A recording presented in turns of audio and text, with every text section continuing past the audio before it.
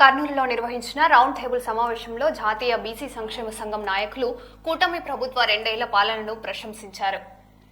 బీసీలకు సంక్షేమ పథకాలు, రాజకీయ అవకాశాల్లో సముచిత ప్రాధాన్యం కల్పిస్తారని రాష్ట్ర అధ్యక్షుడు నాగేశ్వరరావు యాదవ్ తెలిపారు. బీసీలకు చట్టసభల్లో 50% రిజర్వేషన్ కల్పించాలని డిమాండ్ చేశారు. వైసీపీ పాలనలో బీసీలకు అన్యాయం జరిగిందని, ప్రజా సమస్యలపై ప్రతిపక్షం బాధ్యతాయుతంగా వ్యవహరించాలని నాయకులు సూచించారు. జాతీయ బీసీ సంక్షేమ సంఘం ఆధ్వర్యంలో కూటమి ప్రభుత్వం 2 ఏళ్ల పరిపాలన పూర్తి చేసుకున్నందుకు నక్కండ్ర శ్రీనివాసరావు గారు, మిగతా బీసీ సోదరులు, బీసీ నాయకులు అందరూ కూడా ఈ ప్రెస్ మీట్ ఏర్పాటు చేయడం జరిగినది. చర్చించడానికి మరి జాతీయ స్థాయిలో అయినా కూడా మరి రాష్ట్ర స్థాయిలో అయినా కూడా అనేక పోరాటాలు చేసిన మా నాగేశ్వరరావు గారితో స్టార్ట్ చేయవలసిందిగా మనం చేస్తున్నాం.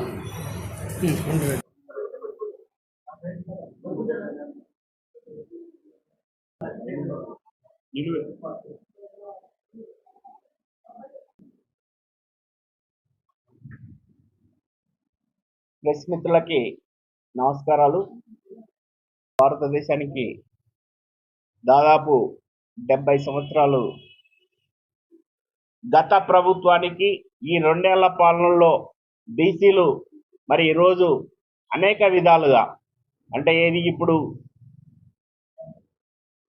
గత ప్రభుత్వంలో మరి బీసీలను విస్మరించిన పరిస్థితులు, మరి ఈ ప్రభుత్వంలో పెద్ద ఎత్తున బీసీలని ఎంకరేజ్ చేయడానికి మరి ఏదైతే తమ పాదయాత్రలో చెప్పారో, యువగలంలో చెప్పారో వాటన్నిటినీ ఒక్కటొక్కటిగా నెరవేరుస్తూ ఒక తుక్కు మరి స్థానిక సంస్థల్లో మరి 34% రిజర్వేషన్స్ కల్పిస్తామని చెప్పడం, మరి అట్లాగే నామినేటెడ్ పదవుల్లో 50% కల్పించడం, మరి అట్లాగే ఎమ్మెల్యేలు, ఎంపీలు, రాజ్యసభ సభ్యుల్లో కూడా తగిన శాతాన్ని కల్పించడం, మరి అట్లాగే మంత్రుల్ని కూడా మరి తగిన నిష్పత్తిలో మంచి శాఖల్ని ఇవ్వడం.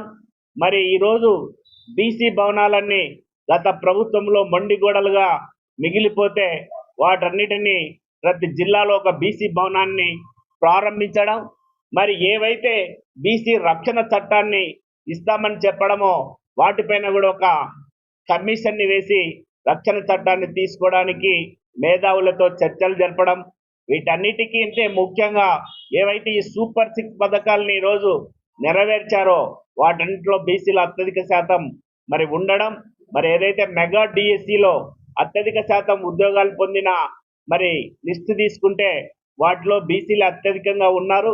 మరి అట్లాగే ఏదైనా అన్నదాత సుఖీభవ కానీ, మరి అట్లాగే విద్యార్థులకు మరి తల్లికి వందనం ద్వారా కానీ అనేక విధాలుగా ఈరోజు ఈ ప్రభుత్వం బాసటగా నిలిచినందుకు జాతీయ బీసీ సంక్షేమ సంఘం తరఫున మరి ముఖ్యమంత్రి చంద్రబాబు నాయుడు గారికి, ప్రధానమంత్రి నరేంద్ర మోడీకి, మరి భవిష్యత్ తరాల నాయకుడు, యువ నాయకుడు, మరి నేషనల్ వర్కింగ్ ప్రెసిడెంట్, విద్యా మంత్రి నారా లోకేష్ బాబు గారికి ప్రత్యేక కృతజ్ఞతలు తెలియజేసుకుంటూ మరి ఇంకా మా సమస్యలు ఒక్కటే మా చివరి ఊపిరి వరకు మరి ఈ రోజు వరకు దశాబ్దాల తరంగా పోరాటం చేస్తున్న 50% చట్టసభల్లో రిజర్వేషన్స్ కావాలనే అంశం పైన, మరి అట్లాగే ఈరోజు బీసీ బిల్లు పెట్టబోతా ఉన్నారు.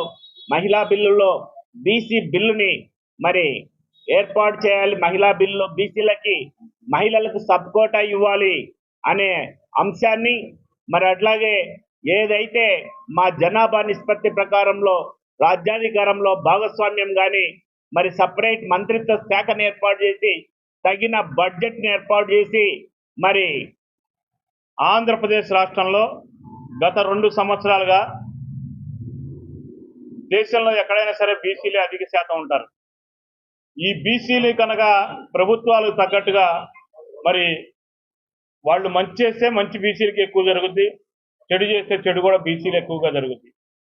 లాస్ట్ గవర్నమెంట్లో మనం చూసాం, చెత్తకు కూడా పన్ను వేశారు, దానివల్ల అనేక మంది ఇబ్బంది పడ్డారు. ఇప్పుడు ఆ చెత్త పన్ను ఈ 2 ఏళ్ళ ఎన్డీఏ ప్రభుత్వంలో లేదు. అట్లాగే రోడ్లు చూసాం, గుంటల మయం, ఎక్కడ చూసినా రోడ్లు గుంటలతో యాక్సిడెంట్లతో అనేక రకాలైనటువంటి ఇబ్బందులు పడ్డారు. మౌలిక సదుపాయాల్ని మరి ఎంత చండాలంగా చేశారో అవన్నీ చూసాం. ఈ 2 సంవత్సరాల్లో మరి పవన్ కళ్యాణ్ గారు కానీ, ముఖ్యమంత్రి చంద్రబాబు నాయుడు గారు కానీ, లోకేష్ గారు కానీ ఈ రోడ్లు ఎలా ఉన్నాయో మనందరం ఇప్పుడు చూస్తా ఉన్నాం. 95% రోడ్లను మొత్తం కూడా బ్రహ్మాండమైనటువంటి పరిస్థితి తీసుకొచ్చారు. ఈ పరిస్థితి ఇలాగుంది. అలాగే డిఎస్సి దగ్గర నుంచి చూసుకోండి. డిఎస్సి ఉద్యోగాలు ఇచ్చారు.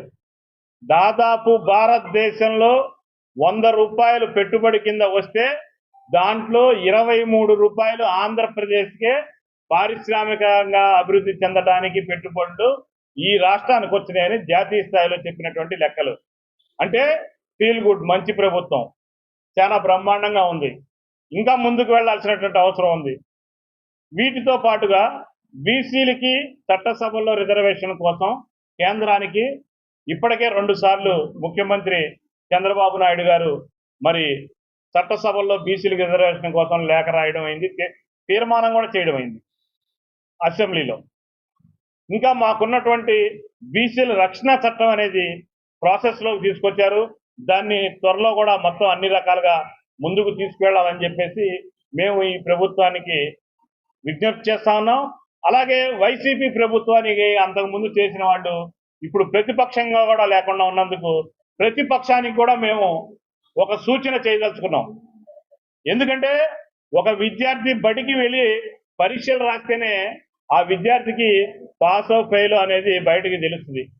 అట్లాగే ప్రజా స్వామ్యంలో మీరు ఎన్నికల ద్వారా 11 మంది గెలిచి 11 మంది మీరు అసెంబ్లీకి వెళ్లకుండా ప్రజా సమస్యలు మాట్లాడకుండా మీరు 2 సంవత్సరాల వెన్నుపోటులాగా చేసినట్టుగా లేదు. మీరు విజయోత్సవం తెలుగుదేశం ఎన్డీఏ ప్రభుత్వానికి విజయోత్సవాల ఊరేగింపులాగా చేస్తుందని చెప్పి వైసీపీ నేతలకి సూచన చేస్తా ఉన్నాం. మీరు కూడా పోటీ పడండి. 56% మంది ఉన్నటువంటి బీసీలు మీకు ఎందుకు దూరం అయ్యారు? 11 సీట్లకే మీరు ఎందుకు పరిమితమయ్యారు? మీకు ఇంకా ఇక్కడ ఉన్నటువంటి బీసీలకు ఏమేం కావాలి? మనం ఎక్కడ లోపాలు ఉన్నాయి, ఆ లోపాలను సరిదిద్దుకొని ప్రజాస్వామ్యంలో ముందుకెళ్తే రాజ్యాధికారం వస్తుంది. కానీ ప్రజలకు అవసరమైన వాటిని వదిలేసి పూర్తిగా మీరు అసెంబ్లీ లాంటి దేవాలయానికి, ప్రజలందరికీ దేవాలయం లాంటిది అసెంబ్లీ. మరి మౌలిక సదుపాయాల కల్పన నుంచి అభివృద్ధి సంక్షేమ ఫలాల దగ్గర నుంచి అన్ని కూర్చొని తీర్మానం చేసి మాట్లాడుకునే దాంట్లో మీరు ఏమనుకుంటున్నారో అది ప్రజలకి చేరాలంటే దానికి సరైన వేదిక మరి పెద్దలందరూ కూడా ఇదివరకు అందరూ ఉపయోగించుకున్నారు. మీ తండ్రి గారు వైఎస్ రాజశేఖర రెడ్డి గారు ఉపయోగించుకున్నారు, రోసయ్య గారు ఉపయోగించుకున్నారు, మాధవరెడ్డి గారు ఉపయోగించుకున్నారు. పెద్ద పెద్ద నాయకులందరూ కూడా మరి ఆ రోజున ప్రకాశం పంతులు గారి దగ్గర నుంచి అందరూ అసెంబ్లీలో మాట్లాడింది రికార్డు పరంగా ఉన్నదే ఎక్కడైనా చరిత్ర.